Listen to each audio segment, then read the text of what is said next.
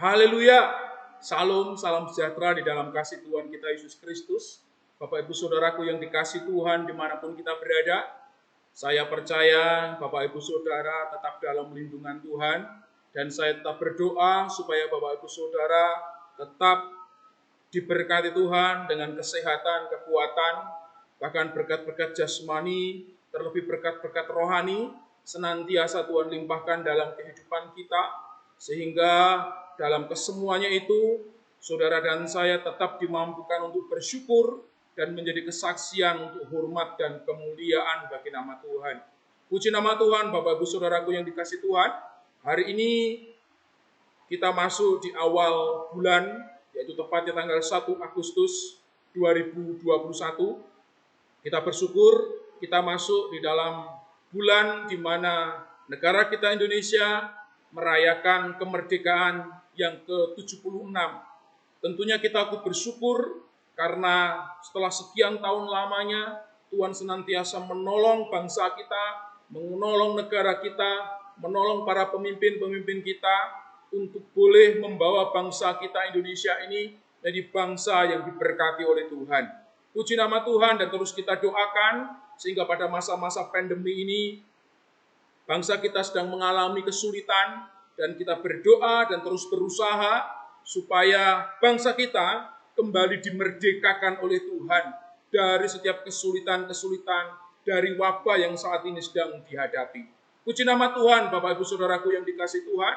Dan hari ini saya rindu membagikan renungan firman Tuhan yang berjudul Menang Atas Pencobaan.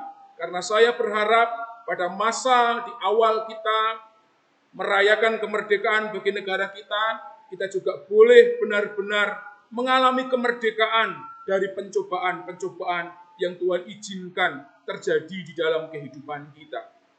Puji nama Tuhan. Sebelum kita menerima berkat firman Tuhan, mari kita bersama-sama menundukkan kepala kita sejenak dan kita memohon pimpinan Tuhan supaya Roh Kudus Roh Allah memampukan saudara dan saya untuk mengerti firman Tuhan dengan baik. Terlebih kita akan dituntun untuk menjadi pelaku-pelaku firman. Puji nama Tuhan. Kita tundukkan kepala kita bersatu di dalam doa. Terima kasih kesempatan yang baik kami boleh kembali lagi beribadah di dalam situasi sekarang ini. Kami tetap mau berserah diri kepada Tuhan dan kami memohon supaya ibadah kami, sekalipun kami lakukan di rumah kami masing-masing, tetap tidak mengurangi kekusukan kami di dalam bersekutu dengan Tuhan. Mohon Roh Kudus Roh Allah hadir bagi kami di tengah-tengah kami, sehingga setiap pujian, penyembahan, dan pengagungan yang telah kami naikkan boleh berkenan kepada Tuhan dan menyenangkan hati Tuhan. Jika sebentar kami akan bersama-sama kembali menerima berkat firman Tuhan, kami mohon Roh Kudus Roh Allah memimpin kami semua, sehingga firman-Mu benar-benar mengambil bagian yang terbaik di dalam hati kami, dan kami tidak hanya sekadar menjadi pendengar, tapi kami boleh benar-benar menjadi pelaku firman Tuhan dimanapun kami berada. Terima kasih Tuhan, ini doa kami siap mendengarkan firman-Mu, di dalam nama Tuhan Yesus Kristus kami sudah berdoa. Amin. Renungan firman Tuhan kita hari ini, menang atas pencobaan, terambil di dalam Lukas pasal 4, Lukas pasalnya yang keempat, ayat 1 sampai dengan yang ke-13. Lukas pasal 4, ayat 1 sampai dengan yang ke-13. Firman Tuhan berbunyi demikian. Pencobaan di padang gurun. Yesus yang penuh dengan Roh Kudus kembali dari sungai Yordan, lalu dibawa oleh Roh Kudus ke padang gurun. Di situ ia tinggal 40 hari lamanya dan dicobai iblis. Selama di situ ia tidak makan apa-apa dan sesudah waktu itu ia lapar. Lalu berkatalah iblis kepadanya, "Jika engkau anak Allah, suruhlah batu ini menjadi roti." Jawab Yesus kepadanya, "Ada tertulis, manusia hidup bukan dari roti saja." Kemudian ia membawa Yesus ke suatu tempat yang tinggi dan dalam sekejap mata ia memperlihatkan kepadanya semua kerajaan dunia. Kata iblis kepadanya, segala kuasa itu serta kemuliaannya akan kuberikan kepadamu, sebab semuanya itu telah diserahkan kepadaku, dan aku memberikannya kepada siapa saja yang ku kehendaki. Jadi jikalau engkau menyembah aku, seluruhnya itu akan menjadi milikmu. Tetapi Yesus berkata kepadanya, ada tertulis, engkau harus menyembah Tuhan Allahmu, dan hanya kepada Dia sajalah engkau berbakti. Kemudian ia membawa Yesus ke Yerusalem dan menempatkan Dia di hubungan bait Allah, lalu berkata kepadanya, jika engkau anak Allah, jatuhkanlah dirimu dari sini ke bawah, sebab ada tertulis, mengenai engkau ia akan memerintahkan malaikat-malaikatnya untuk melindungi engkau, dan mereka akan menatang engkau di atas tangannya, supaya kakimu jangan terantuk kepada batu. Yesus menjawab katanya, ada firman, jangan engkau mencobai Tuhan Allahmu. Sesudah iblis mengakhiri pencobaan itu, ia mundur daripadanya dan menunggu waktu yang baik. Amin firman Tuhan. Bapak Ibu Saudaraku yang dikasihi Tuhan, dari Lukas pasal 4 ayat 1 sampai dengan yang ke-13 tadi itu, kita bisa melihat realita yang sama dengan apa yang kita hadapi pada masa kini. Yang pertama yaitu bilang pencobaan bisa datang kapan saja dan di mana saja. Dari apa yang sudah kita baca tadi, Tuhan Yesus ada di padang gurun, Dia sedang berpuasa. Perhatikan, Tuhan Yesus sedang berpuasa dan Dia mengasingkan dirinya di padang gurun. Tetapi di situ kita melihat Dia mengalami pencobaan. Bapak Ibu Saudara, pencobaan bisa datang kapan dan di mana saja. Ada beberapa orang yang berpikir ketika dia menghadapi pencobaan. Pencobaan ini datang gara-gara aku ada di tempat ini. Gara-gara aku ada di sini. Seandainya aku ada di sana, aku tidak akan pernah mengalami pencobaan ini. Atau seandainya aku tidak seperti ini, aku tidak akan mengalami pencobaan seperti ini. Seringkali ketika datang pencobaan, pikiran kita selalu membawa kita untuk mencari solusi-solusi yang tidak solutif. Memberikan kepada kita pemikiran-pemikiran yang tidak memberikan jalan keluar sama sekali. Bapak Ibu Saudaraku yang dikasihi Tuhan, hari ini kita diingatkan bahwa pencobaan bisa datang di mana saja dan kapan saja. Ini memberikan pengertian bahwa tidak ada tempat yang aman bagi saudara dan saya. Dan yang kedua, dari ayat yang sudah kita baca tadi, kita diingatkan juga bahwa pencobaan bisa datang kepada siapa saja. Tidak terkecuali di dalam ayat yang sudah kita baca tadi, yaitu Tuhan Yesus Kristus sendiri. Yaitu Tuhan yang telah menjelma, mengambil rupa sebagai manusia. Tuhan dicobai, Bapak Ibu Saudara. Tentunya hal ini mengingatkan kita bahwa saudara dan saya rentan dengan pencobaan itu. Kita adalah manusia biasa, buatan Tuhan.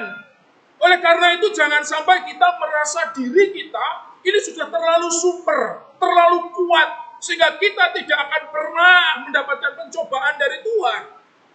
Bapak Ibu Saudara, pencobaan bisa datang kepada siapa saja. Entah saudara adalah seorang hamba Tuhan, entah saudara adalah seorang pendeta, entah saudara adalah pemuji di gereja, pemain musik, pendoa syafaat, entah saudara tua-tua sidang dan lain sebagainya, majelis. Pencobaan bisa datang kepada siapa saja. Dalam hal ini, pencobaan pun bisa datang kepada Tuhan Yesus. Waktu Tuhan Yesus ada di dunia. Selanjutnya kita bisa melihat kebenaran apa lagi. Pencobaan bisa berbentuk apa saja yang ada di sekitar kita. Bahkan bisa saja apa yang ada di dalam pikiran kita. Oleh karena itu, ketika kita tahu bahwa pencobaan bisa berbentuk apa saja, saudara dan saya harus senantiasa waspada dengan apa yang ada di sekitar kita. Kekayaan bisa membuat kita jatuh ke dalam pencobaan. Kemiskinan juga bisa membuat kita jatuh di dalam pencobaan. Kecantikan kita, kegagahan kita, Bahkan mungkin kesempurnaan hidup kita, sekalipun kita tahu bahwa tidak ada manusia yang sempurna, tapi kadangkala kita merasa GR, sehingga kita merasa diri kita ini sempurna. Anggapan kita sempurna kepada diri kita itu pun bisa menjadi sebuah jalan untuk kita mendapatkan pencobaan. Apalagi saat ini di tengah-tengah kesulitan karena pandemi ini, Bapak Ibu Saudara. Bentuknya berbagai macam, bisa karena kita kena masalah dengan kesehatan kita, bisa juga karena kita kekurangan, bisa juga karena kita tidak memiliki uang yang cukup, dan lain sebagainya. Oleh karena itu, setiap saudara dan saya harus senantiasa waspada dengan setiap pencobaan-pencobaan itu. Harus senantiasa waspada dengan apa yang ada di sekitar kita. Selanjutnya, Bapak Ibu Saudara, dari ayat yang kita baca tadi itu, kita diingatkan lagi bahwa pencobaan biasanya datang dengan hal yang menyenangkan dan menguntungkan sesuai dengan kebutuhan kita terlebih dahulu. Tuhan Yesus saat itu sedang berpuasa. Tentunya dia lapar. Iblis menawari dia dengan makanan. Dari mana? Dari keberadaan Tuhan Yesus Kristus sendiri. Karena iblis tahu siapa Yesus. Yesus adalah Tuhan yang menjelma menjadi manusia. Dia memiliki kuasa untuk mengubah batu menjadi roti. Di dalam hal ini, Bapak Ibu Saudaraku yang dikasihi Tuhan, kadangkala pencobaan datang dengan hal-hal yang menguntungkan kita. Oleh karena itu, kalau saudara mendapatkan hal yang mungkin saudara anggap itu menguntungkan saudara, saudara harus senantiasa waspada supaya kita tidak jatuh di dalam pencobaan. Jangan mentang-mentang, wah, ini aku perlukan, ini aku butuhkan, pasti ini berkat dari Tuhan. Tunggu dulu, belum tentu segala sesuatu yang menyenangkan kita, menguntungkan kita, itu merupakan berkat dari Tuhan. Oleh karena itu, setiap kita semua harus menjadi orang yang senantiasa tahu untuk menempatkan diri kita dengan benar, sehingga kita bisa menilai dengan benar apa yang ada di sekitar kita. Tidak menjadi orang Kristen yang menggunakan aji mumpung. Mumpung ada, mumpung kita mendapatkan ini, mumpung menemukan sesuatu. Lantas kita menjadikan tadi sebagai sebuah solusi dari kesulitan yang kita hadapi. Jadilah orang Kristen yang senantiasa waspada. Karena pencobaan biasanya datang dengan hal-hal yang mungkin menyenangkan diri kita terlebih dahulu, Bapak Ibu Saudara. Selanjutnya dari apa yang kita baca, pencobaan tidak akan pernah berhenti hingga kita dapat menang menghadapinya. Perhatikan di dalam ayat-ayat yang kita baca tadi. Iblis terus mengganggu Yesus sampai kemudian Yesus menang menghadapinya. Pencobaan tidak akan pernah berhenti dalam kehidupan kita sebelum kita benar-benar menang dari persoalan-permasalahan yang saat ini kita hadapi. Saudara punya masalah dengan temperamen, emosi, dan lain sebagainya. Saudara dan saya akan terus diuji. Kita akan terus dibenturkan dengan hal-hal yang mungkin belum berhasil kita menangkan. Saudara punya masalah mungkin dengan hal keuangan. Kita mungkin tidak jujur dalam keuangan kita. Saudara akan terus diperhadapkan dengan hal-hal yang berkutat dengan hal-hal yang mungkin menjadi kelemahan kita. Oleh karena itu kita perlu pertolongan Tuhan. Karena kenapa? Pencobaan adalah bagian dari kehidupan. Sekali lagi, pencobaan adalah bagian dari kehidupan. Tetapi ingat, bersama Tuhan kita akan menang menghadapi setiap pencobaan. Sekali lagi, pencobaan adalah bagian dari kehidupan. Tetapi bersama Tuhan kita akan menang untuk menghadapi setiap pencobaan. Pertanyaannya, Bapak Ibu Saudara, mengapa kita bisa optimis bahwa kita bisa menang menghadapi pencobaan? Bukankah kita ini manusia biasa? Nah, dari ayat-ayat yang sudah kita baca tadi, Bapak Ibu Saudara, kita diingatkan mengapa kita bisa optimis bahwa kita bisa menang menghadapi pencobaan. Yang pertama, kalau kita membaca dari ayat-ayat yang sudah kita baca tadi itu, dari Lukas pasal 4 ayat 1 sampai dengan yang ke-13, bahwa pencobaan datang bukan dari Tuhan. Sekali lagi, mengapa kita bisa menang menghadapi pencobaan? Yang pertama, karena pencobaan datang bukan dari Tuhan. Tuhan tidak pernah mencobai kita. Kalau kita melihat di dalam Alkitab, kita melihat ada dua hal, ada dua alamat, ada dua yang menjadi sumber datangnya pencobaan. Kalau kita melihat dari Lukas pasal 4 ayat 1 sampai dengan yang ke-13 di sini, pencobaan datang dari iblis. Iblis dengan sengaja datang untuk mencobai Tuhan Yesus. Iblis dengan sengaja datang untuk apa? Untuk menggoda Tuhan Yesus. Dia menyuguhkan hal-hal yang mungkin dianggap perlu, yang dibutuhkan oleh Tuhan Yesus saat itu. Karena Yesus sedang berpuasa, maka yang perlu bagi orang puasa yaitu makanan untuk berbuka. Bapak Ibu Saudaraku yang dikasihi Tuhan, iblis datang untuk mencobai Tuhan Yesus. Karena itu kalau saudara dan saya hati-hati. Suka mencobai orang lain, jangan-jangan kita temannya iblis. Kita nggak perlu mencobai teman kita, Bapak Ibu Saudara. Ya. Kita melihat iblis datang untuk mencobai Tuhan Yesus. Menariknya di dalam Yakobus pasal 1 ayat 14, kita bisa melihat juga bahwa pencobaan itu datang dari apa? Diri sendiri.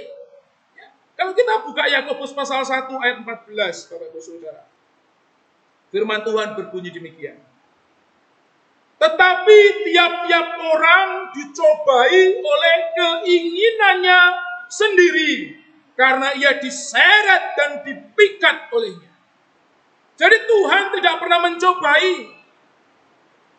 Kita dicobai karena ada iblis. Kita dicobai karena apa? Karena keinginan kita sendiri. Kita sering kepengen iri hati sama orang lain. Kepengen ini, kepengen itu, kepengen begini, kepengen begitu. Dan kemudian kita tidak mampu untuk mendapatkan. Terpaksa kita utang. Utang untuk hal yang bukan produktif, tapi konsumtif. Akhirnya numpuk utangnya tadi. Setelah utangnya banyak, kita nggak bisa mampu membayar. Ditagih sana sini, ditagih sana sini. Akhirnya apa yang terjadi? Kita jatuh ke dalam pencobaan. Kita diingatkan kembali. Siapa yang mendatangkan pencobaan? Tuhan? Bukan. Tapi sering kali kita menyalahkan Tuhan. Ingat, pencobaan datang dari keinginan kita. Oleh karena itu kontrol keinginan kita. Kendalikan keinginan kita. Saudara bayangkan kalau seandainya pencobaan itu datangnya dari Tuhan. Saya mau kasih tahu sama saudara, bahwa kita tidak akan pernah bisa menang terhadap Tuhan. Tetapi bersyukur kepada Allah, Tuhan tidak pernah mencobai kita. Hanya kadang Tuhan mengizinkan pencobaan datang kepada kita. Tetapi ketika cobaan tadi datang kepada kita, Rasul Paulus mengatakan bahwa pencobaan-pencobaan yang kita alami adalah pencobaan-pencobaan yang biasa, yang tidak pernah melebihi kekuatan kita. Karena Allah setia, maka setiap kali kita mendapatkan pencobaan tadi, Allah akan memberikan kepada saudara dan saya jalan keluar untuk dapat menanggungnya. Ini penting untuk bersama-sama kita pahami, sehingga jangan pernah kita sekali-kali kemudian menyalahkan Tuhan ketika kita menghadapi persoalan ini. Pandemi ini datang, saya yakin dan percaya itu karena ulah manusia sendiri. Manusia yang serakah, manusia yang ingin menyamai Tuhan. Dari awalnya sudah seperti itu. Manusia ingin menjadi sama seperti Tuhan. Akhirnya Hawa dan Adam jatuh ke dalam dosa. Karena kenapa? ada bujuk rayu iblis. Kalau kamu makan buah pengetahuan ini, kamu sekali-kali tidak akan mati, tapi kamu akan menjadi sama seperti Tuhan. Dari awalnya sudah seperti itu, Bapak Ibu Saudara. Oleh karena itu kita harus senantiasa waspada. Kalau datang pencobaan dalam kehidupan kita, jangan cepat-cepat mencari siapa yang harus disalahkan. Kita harus mengecek terlebih dahulu apa yang sudah aku perbuat, sehingga datang semuanya. Sehingga setiap kesulitan akan membuat kita semakin banyak bertobat, sehingga hidup kita diubahkan oleh Tuhan. Puji Tuhan. Mengapa kita bisa menang menghadapi pencobaan? Jika yang pertama karena pencobaan bukan datang dari Tuhan. Yang kedua yaitu karena pencobaan itu ada masanya. Dalam ayat-ayat yang sudah kita baca tadi itu, iblis datang pergi. Bahkan dalam ayat yang ke-13 tadi firman Tuhan katakan apa? Sesudah iblis mengakhiri semua pencobaan itu, perhatikan, iblis mengakhiri semua pencobaan itu, ia mundur. Mundur untuk kabur? Tidak. Mundur daripadanya dan menunggu, perhatikan kata ini, menunggu waktu yang baik. Dari sini kita melihat pencobaan itu ada masanya. Pencobaan tidak selamanya ada. Perhatikan ini. Supaya kita menjadi orang yang tidak pesimis dengan hidup. Kita mau belajar. Kalau kita melihat bahwa pencobaan ada masanya, kita belajar sabar. Menunggu masa yang baik. Karena nanti pencobaan ada masa kadaluarsanya. Setiap zaman memiliki kesulitan-kesulitan sendiri. Sehingga kita jangan ngomong, oh dulu lebih enak, dulu lebih baik, dulu lebih ini. Belum tentu. Kalau saudara nanti tinggal pada masa lampau, saudara mampu. Kita mau belajar dengan setiap kesulitan yang saat ini kita hadapi untuk melihat dengan kacamata Allah. Tentang apa? Tentang sebuah hakikat dari kehidupan yang sebenarnya. Saudara harus mampu melihat bahwa pencobaan ada masa kadaluarsanya. Ada masa baik untuk pencobaan itu datang. Kapan itu? Ketika kelemahan itu ada pada kita. Ketika saudara lemah iman, maka pencobaan itu mudah sekali datang. Karena itu kita harus senantiasa waspada. Jangan menjadi orang Kristen yang mudah sekali lemah imannya. Kesulitan-kesulitan harus semakin menempa kita. Menjadi sesuatu hal yang lebih baik lagi. Menjadi sesuatu yang lebih berkualitas lagi. Supaya kemuliaan Allah dinyatakan di dalam kehidupan saudara dan saya. Puji nama Tuhan. Selanjutnya Bapak Ibu Saudara. Mengapa kita bisa menang menghadapi pencobaan? Pertama karena pencobaan bukan datang dari Tuhan. Yang kedua karena pencobaan itu ada masanya. Yang ketiga karena kenapa? Pencobaan itu sudah dikalahkan oleh Tuhan Yesus. Katakan amin. Pencobaan sudah dikalahkan oleh Tuhan Yesus. Lukas pasal 4 ayat 1 sampai dengan yang ke-13 memberikan saudara dan saya data yang lengkap bahwa Yesus telah menang menghadapi pencobaan itu. Pencobaan apa saja yang telah dikalahkan oleh Tuhan Yesus, yaitu pencobaan yang berhubungan dengan kehidupan. Apa yang dimakan, apa yang diminum, apa yang dipakai. Tuhan sudah menang atasnya. Ketika dia telah mati di atas kayu salib bagi saudara dan saya. Dan saudara dan saya percaya kepadanya. Memberi diri untuk hidup seturut dengan kehendak Tuhan. Tuhan telah mengaruniakan itu kepada saudara dan saya. Untuk menang. Menghadapi segala macam tantangan-tantangan kehidupan. Dan yang kedua kita melihat ketika Yesus ditawarkan atau ditawari oleh iblis. Segala ayat yang ke-6. Segala kuasa itu serta kemuliaannya akan kuberikan kepadamu. Sebab semuanya itu telah diserahkan kepadaku. Dan aku memberikannya kepada siapa saja yang kukehendaki. Iblis menawarkan kejayaan, kehormatan di sini. Tidak sedikit dari antara kita yang mencari kehormatan. Mencari kemuliaan. Bapak Ibu Saudaraku yang dikasihi Tuhan, pencobaan terkait dengan kehormatan, kemuliaan itu, diri kita, dari apa yang menjadi cita-cita kita, dari apa yang menjadi prestasi-prestasi kita, dari apa yang kita anggap itu sebagai sebuah kesuksesan, telah dikalahkan oleh Tuhan Yesus. Dan saudara tidak perlu lagi khawatir dengan hidup kita, dengan apa yang kita makan, kita minum. Bahkan saudara tidak perlu lagi khawatir mencari kehormatan saudara. Kadang-kala kita menjadi orang Kristen yang mudah rapuh, hanya gara-gara mungkin kita diejek, dihina, diolok. Lantas kita mengatakan, ini sudah membuat harga diriku hilang, hancur, dan lain sebagainya. Saudaraku, harga diri saudara sudah dibeli dengan lunas oleh Tuhan Yesus Kristus. Jangan kita petentengan dengan harga diri kita. Pada masa-masa pandemi ini, belajar untuk menjadi orang Kristen yang mawas diri, tidak petentengan dengan harga diri kita. Menjadi orang Kristen yang belajar untuk mendengar dengan baik, taat dengan baik kepada setiap perkataan firman Tuhan.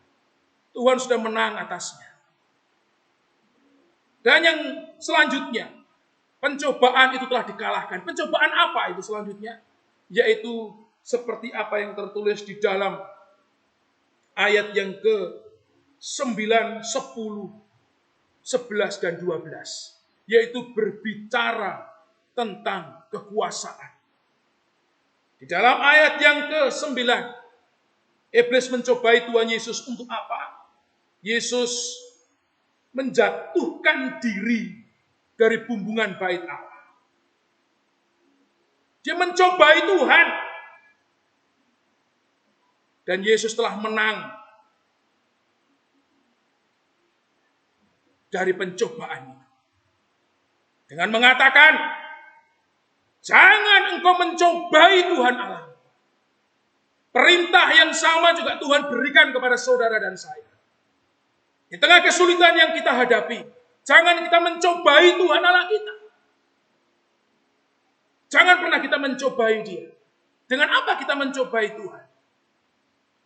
Dengan kadangkala kita berlaku bodoh, berpikir bodoh, menganggap Tuhan seakan-akan tidak ada, sehingga kita menjadi orang Kristen yang tidak lagi menampilkan karakter Kristus dalam hidup kita.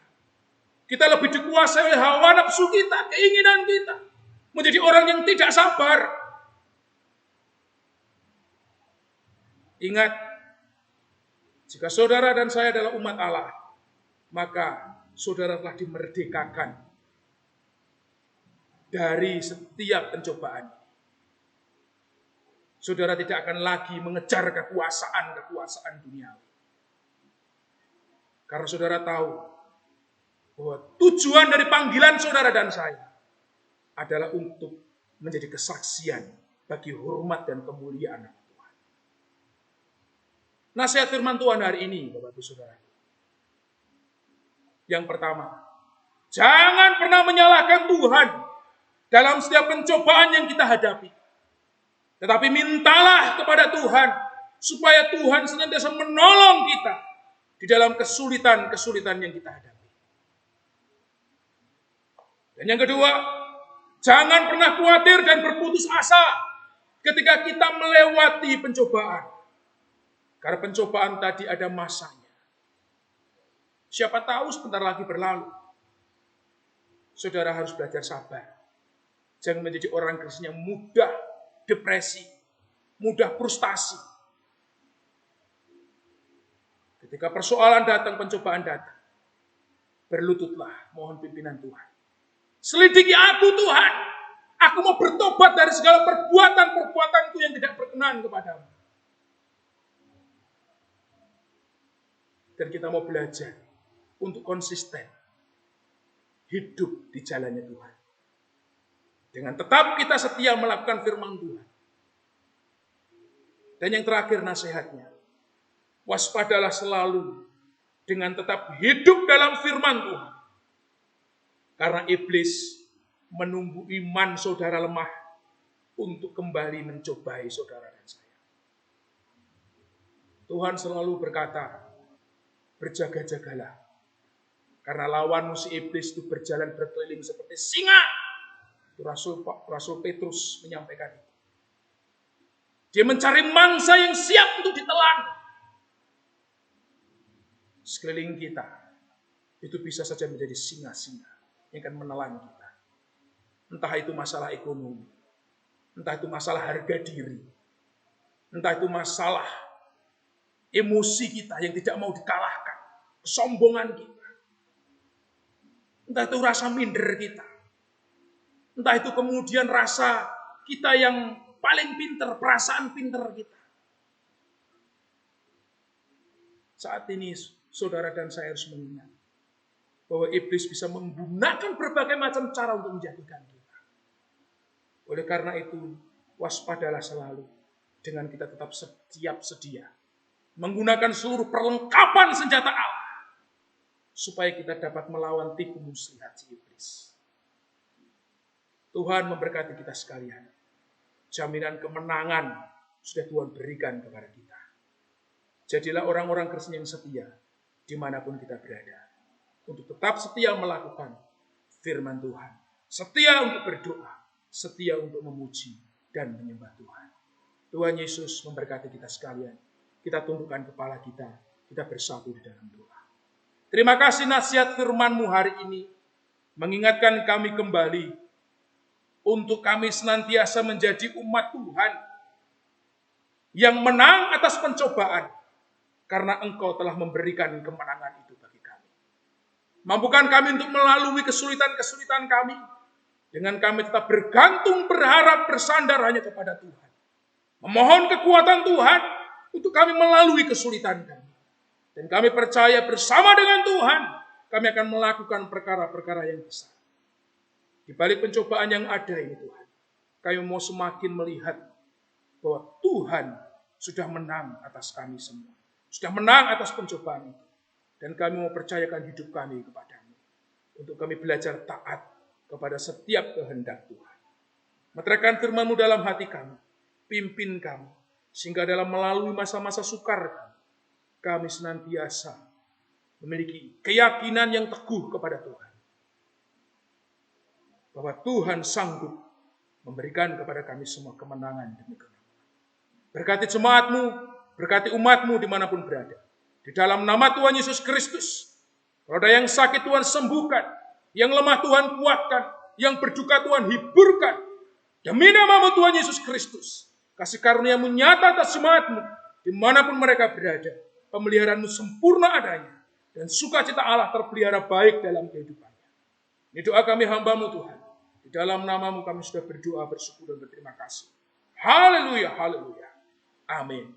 Selamat hari Minggu. Tuhan Yesus memberkati kita sekalian. Shalom.